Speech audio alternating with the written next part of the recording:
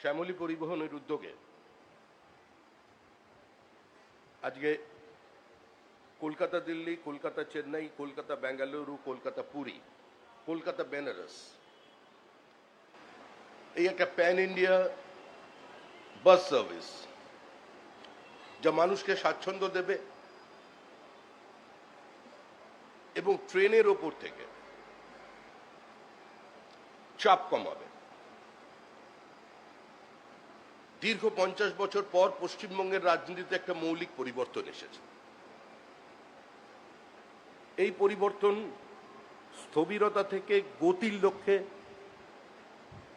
সেটাকে ত্বরান্বিত করার পরিবর্তন।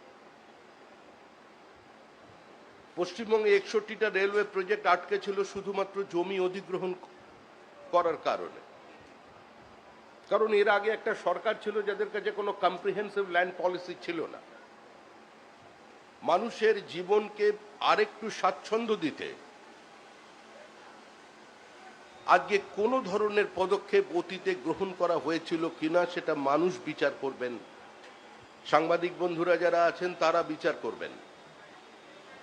আমরা চাই পশ্চিমবঙ্গ স্টেট ট্রান্সপোর্ট সরকারি সংস্থা যা এখন বিলুপ্তির পথে, রাস্তায় রাজ্য সরকারের কোনো বাস নেই, গোটা উত্তরবঙ্গের পরিবহন ব্যবস্থা কার্যত ভেঙে পড়েছে।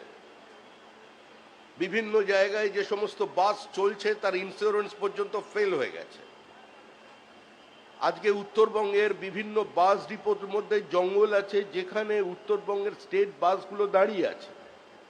উত্তরবঙ্গের মানুষের একটা বড় প্রাপ্তি ছিল শিক্ষিত যুবক তরুণ তরুণীদের কাছে সরকারি পরিবহন ব্যবস্থা। খুব অল্প দিনের মধ্যে সরকার এসেছে, এখনো 2 মাস সম্পূর্ণ করতে পারেনি। আমরা মানুষের কাছে 1 বছরের সময় চেয়েছি যে আমরা আধুনিকতার স্পর্শ দেব, গতির স্পর্শ দেব। আমরা প্রাইভেট পার্টিকে লেভেল প্লেইং ফিল্ড দেব, আমরা SEZ দেব। সরকার ব্যবসা করবে না। সরকারের কাজ বাল্ব তৈরি করা নয়, সাইকেল কারখানা তৈরি করা নয়। সরকারের কাজ একটি বিশেষ কোম্পানি থেকে সাইকেল কেনা নয়। সরকারের কাজ ডিলারদের থেকে সাইকেল নেওয়া, যারা এখানে বিভিন্ন সময় তাদের ট্রেডের কারণে তারা ট্যাক্স দেন। সরকার চাপিয়ে দিতে চাইছে না। সরকার পরিবহন ব্যবস্থার মধ্যেও আধুনিকীকরণ চায়, আরো প্রাইভেট প্লেয়ার চায়। তার উদ্যোগ আপনারা দেখতে পাচ্ছেন। খুব স্বল্প দিনের জন্য দায়িত্ব নিয়েছেন আমাদের পরিবহন মন্ত্রী অর্জুন সিং। তিনি দায়িত্ব নেবার পরে আজকে কুচবিহার থেকে কাকদ্বীপ পর্যন্ত এই ট্রান্সপোর্ট ডিপার্টমেন্টে একটা প্রাণের সঞ্চার হয়েছে। আমাদের দলের নীতি সিদ্ধান্ত নিয়ে আমরা মানুষের সামনে বক্তব্য রেখেছিলাম। মানুষ আমাদের আশীর্বাদ করেছেন। আমরা মানুষের কাছে একটু সময় চেয়েছি। আমাদের মুখ্যমন্ত্রী শুভেন্দু অধিকারীর নেতৃত্বে একটা নির্দিষ্ট সীমাবদ্ধতার মধ্যে, একটা সীমার মধ্যে অসীমের সন্ধান করে চলেছে এই রাজ্য সরকার। সরকারি কর্মচারীদের ডিএ হোক, অন্নপূর্ণা যোজনা হোক, সরকারের স্বাস্থ্য কেন্দ্রে কিছু মৌলিক পরিবর্তন হোক, এবং সর্বোপরি যে স্টেট ট্রান্সপোর্ট কর্পোরেশন কার্যত বিলুপ্তির পথে চলে গিয়েছিল তার পুনরুজ্জীবনের প্রয়োজন আছে, এবং সেই কাজ দ্রুততার সঙ্গে সম্পন্ন করছেন অর্জুন সিং। একই সঙ্গে আমরা সমস্ত পরিবহন ব্যবসায় যুক্ত যারা মানুষজন আছেন তাদের কাছে আহ্বান জানাচ্ছে যে অটল বিহারী বাজপেয়ীর নেতৃত্বে স্বর্ণ চতুর্ভুজ সড়ক যোজনা তৈরি হয়েছে। পৃথিবীর জনপ্রিয়তম রাজনৈতিক ব্যক্তিত্ব, ভারতের প্রধানমন্ত্রী, যিনি বিপরীত অর্থনৈতিক অবস্থার মধ্যেও ভারতের জিডিপিকে সর্বোচ্চ জায়গায় ধরে রাখতে পেরেছেন। 80 কোটি মানুষকে কোভিডের পর আজ পর্যন্ত বিনামূল্যে রেশন দিচ্ছেন।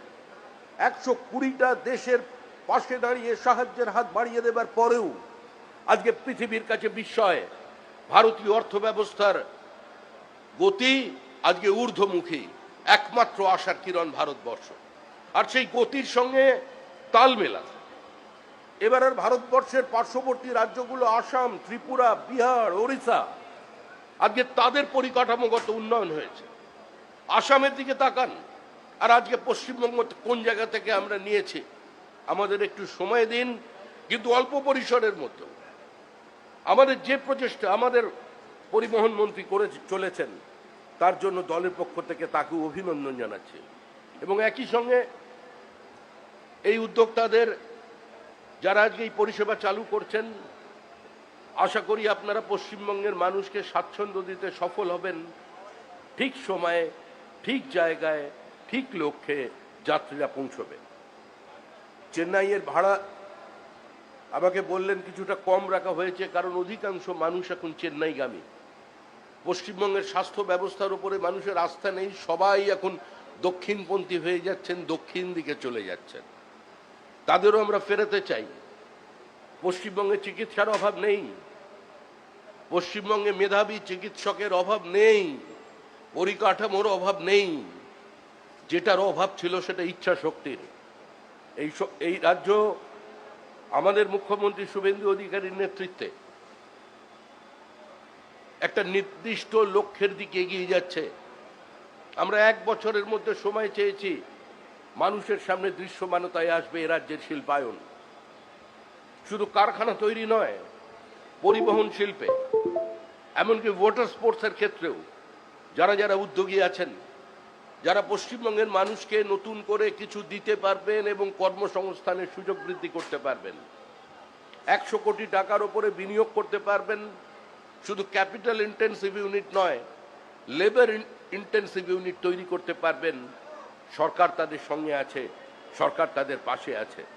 এই পরিবহন ব্যবস্থা, শ্যামলী পরিবহনের ক্ষেত্রে আমার পরিবহন মন্ত্রী উনি আমাকে বলছিলেন, আপনারা আরো এগোন। বাঙালি ব্যবসা করতে ভুলে গেছে, বাঙালি ব্যবসা করে না। বাঙালি মানে শুধুমাত্র যারা বাংলায় কথা বলেন তারা নয়, যারা পশ্চিমবঙ্গে আছেন, 2-3 পুরুষ ধরে এখানে আছেন, পশ্চিমবঙ্গের আর্থসামাজিক উত্তরণের ক্ষেত্রে যাদের নির্দিষ্ট ভূমিকা আছে, তারাও বাঙালি। এগিয়ে যান, সারা ভারতবর্ষে আপনাদের এই শ্যামলী পরিবহনের ছোঁয়া লাগিয়ে দিন। বাদবাকি কাজটা পরিবহন মন্ত্রী করবেন। সারা দেশের বিজেপি শাসিত সরকার আপনাদের সঙ্গে আছে। পশ্চিমবঙ্গের বাস দিল্লিতে চলবে, কর্ণাটকে চলবে, কেরলে চলবে। পশ্চিমবঙ্গের বাস উত্তরাখণ্ডে চলবে, হিমাচলে চলবে। পশ্চিমবঙ্গের বাস বেনারস থেকে লখনৌ পর্যন্ত যাবে। সেই উদ্দেশ্যে আপনারা যাত্রা শুরু করুন, এবং যারা যারা এই পরিবহন ব্যবসায় আছেন তারাও এতে অংশগ্রহণ করুন। আমাদের মন্ত্রী অর্জুন সিং আপনাদের সঙ্গে ছিলেন, আছেন এবং থাকবেন। ধন্যবাদ।